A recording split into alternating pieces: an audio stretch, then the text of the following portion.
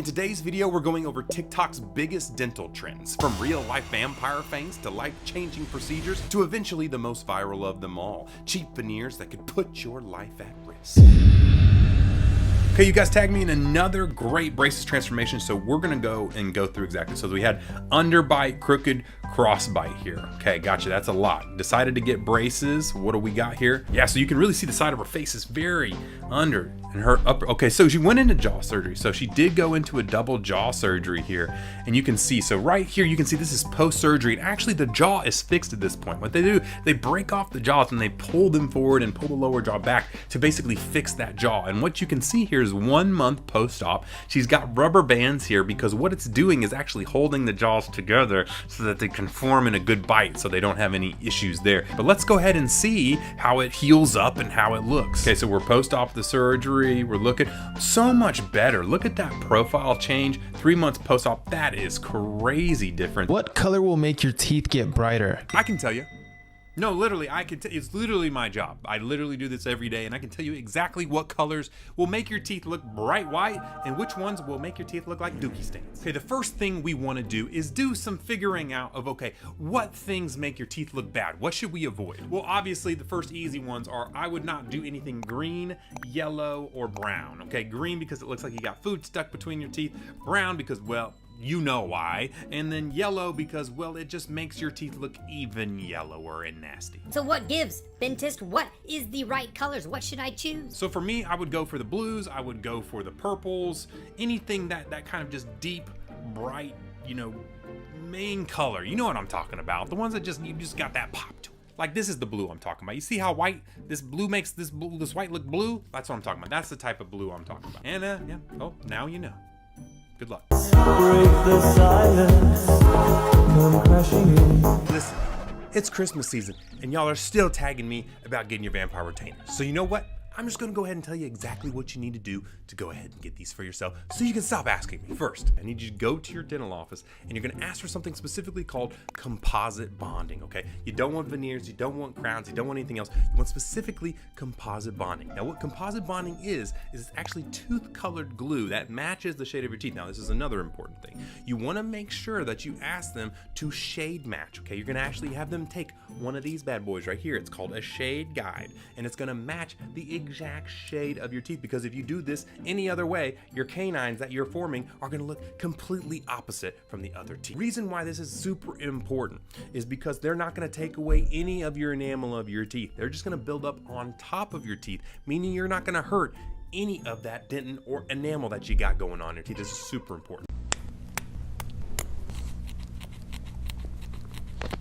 Oh my days, I did not know that animal dentistry was so satisfying, but yet here I am. I've watched that video 4,562 times. How crazy is that? But it's absolutely true, and people talk to me about this all the time, and they tag me in this video saying, Bentist, is it true that doggies get the same stuff that we get? And yes, it is actually true. They do get plaque and calculus buildup. In fact, it can be one of the #1 causes of heart disease and problems in dogs because we don't think about their oral health as much as we should. And it's especially important if your animal actually chews and eats soft dog food. So if it doesn't have hard dog food or chew toys or bones and stuff that it's chewing on all the time, then it's not going to naturally be able to clean off all that plaque and gunk and debris on their teeth, and will be more apt to build up into these giant calculus bridges that we see. Regardless, it doesn't make it any less cool, because I love cleaning teeth. Maybe that's why I'm a dentist. Make me a grill.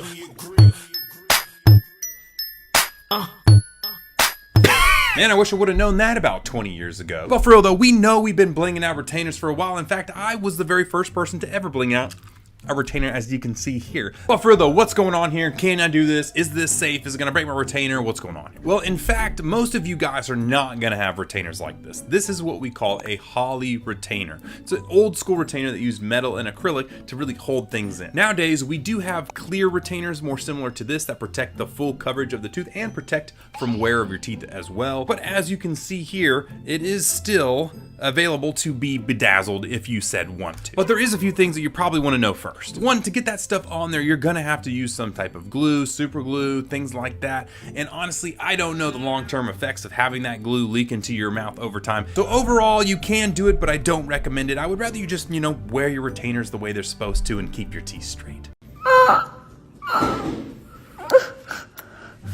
That looked painful, but it really isn't. You see, this is actually what we call a space maintainer. You see, when you're a kid, you have baby teeth. Now, the problem is you have to lose these baby teeth in a particular order, and if you lose them out of order, bad things can happen. In fact, the E, or the primary molar, actually replaces what we call the premolar in the adult teeth. And if you place that premolar next to an E, you will see that the E is actually twice the size of the permanent premolar. All these are bigger than the baby teeth that replaced it. But if you lose your E, or that space, everything kind of falls back into that space, eating up all that extra space you were supposed to have. This one causes a bunch of crowding in your teeth when your permanent teeth come in. And if you lose it only on one side, all those teeth will shift over to that side, and that's how you end up with a Tom Cruise teeth. So to prevent that, we put those space maintainers in that hold that space until she's ready for all the permanent teeth to come in. Hope that helps. It's okay.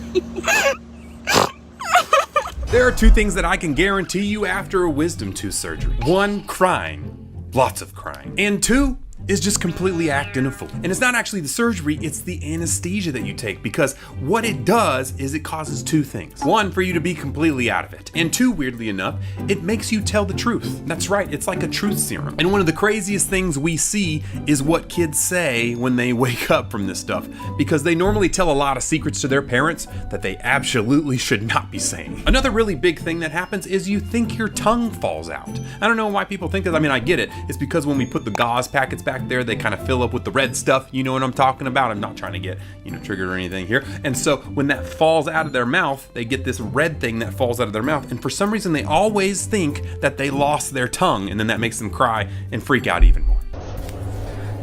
Señorita, disculpe.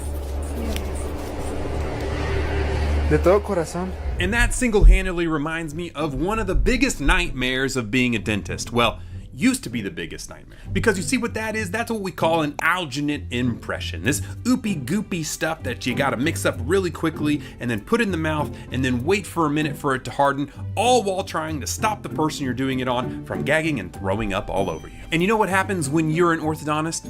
You work a lot with kids, and you know what kids don't like? Stuff being shoved down their throats, because it makes them throw up all over you. In fact, when we did this, we used to just have them hold a bucket right here, and then they would basically, you would put it in and they would just go, and you'd be like, stop, you better not, you better stop, and they'd be, Nowadays, luckily enough, if you go to an advanced enough dental office, we don't have to do this goopy stuff anymore. We do have digital scanners and digital impression. We're much happier than you are, because we're so tired of getting thrown up on.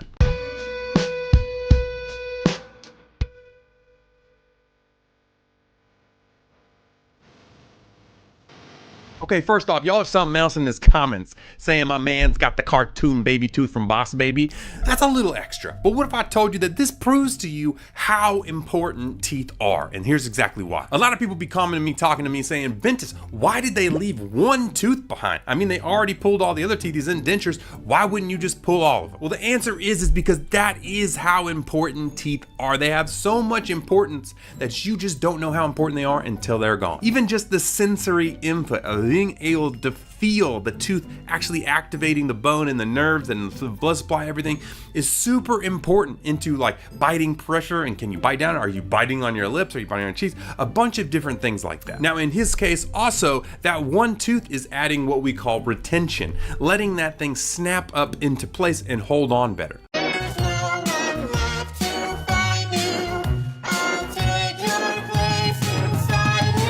Tell you what, I hope I never find you, because that is scary. But the reason I'm calling this meeting today is to figure out what the heck is going on with our younger generation and your obsession with pointy teeth. That's right, you guys have an obsession with pointy teeth, and I don't know what caused it, because over the last 10 years, All I've heard from kids, and now adults too, is I want my canines pointy. I want to keep them pointy, and if you can, make them pointy. And it's not just kids anymore. I mean, it was kids, and then it lead up to teenagers, and then college kids, and now I got adults telling me when I take my braces off, I want my canines as pointy as can be. I want to look like I'm Edward Cullen on the scene of Twilight right now, okay? I'm ready to go ahead and be my vampire self at night. That's the way I'm feeling. So really what I want to know is why. Just let me know why down below. Why do you guys obsess about having pointy teeth? Because sometimes, I'm not gonna lie, you would look so much better with rounded canines than pointy ones. So much better. Just minute boy, when he could come inside of my playpen, cause he looks like a superstar in the Okay, but can we talk about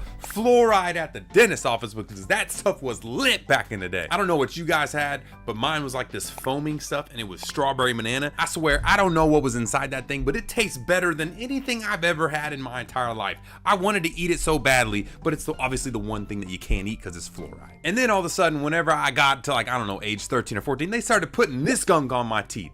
And it was the worst. So I went from this nice strawberry banana foam that tasted amazing to this stuff that they paint off, and it just causes this nasty gunk all over your teeth. That being said, you shouldn't remove it, and here's why. Because that thing is just a layer of fluoride extra goodness protection that they seal up over your teeth. And there's a reason why we tell you not to eat for at least 60 minutes after your dental appointment, and that's because this thing is going to